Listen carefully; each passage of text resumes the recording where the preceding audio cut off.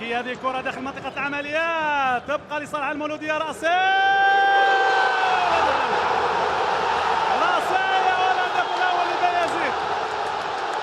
بايزيد في المكان. خماسة يطلب الكرة، توصلوا تعود لجمال بالعمري، طويلة من جمال بالعمري إلى الثلاثي بلايلي، وقف كورتو، ينجح في تمرير هذه الكرة.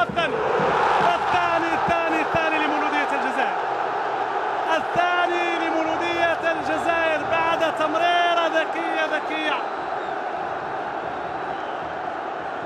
تمريرة ذكية جدا من جمال أو من بلايلي ابن عين طايا. الثنائي أمام هذه الكرة على يمين الحارس لتيم. عدد كبير من اللاعبين داخل منطقة العملية، تنفذ هذه الكرة وماذا هناك؟ والهدف بالمرة الثانية بصعوبة. هدف أول لفريق وفاق سطيف، يعيد المباراة إلى نقدر نقول من جديد.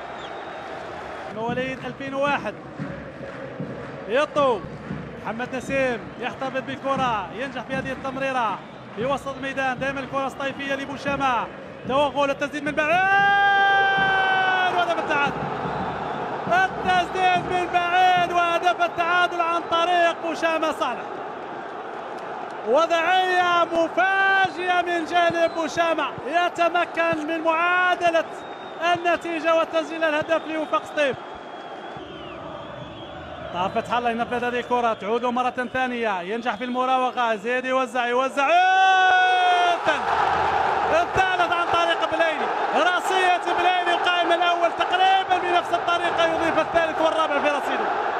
يوسف بلايلي في المكان المناسب، ركنية منفذة. كرات كثيرة تمر، ضاعت عليه هذه الكرة. طاهر فتح الله واحد من اللاعبين المتميزين، ربما على الجهة اليمنى. طاهر فتح الله إلى الجهة اليمنى، توزيعة والرابع عن طريق بايزيد.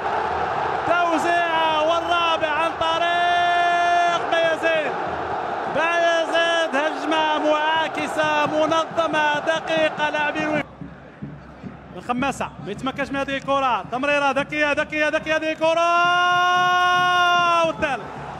ذكية هذه الكرة والثالث. كنت نتحدث عن أنه كان مرتاح البال، لكن تمريرة ذكية. بوشامة يتمكن من إضافة الثالث لفريق وفاق سطيف.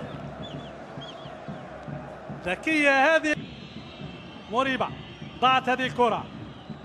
بلايلي، مرزوق يطلب الكرة، توصلوا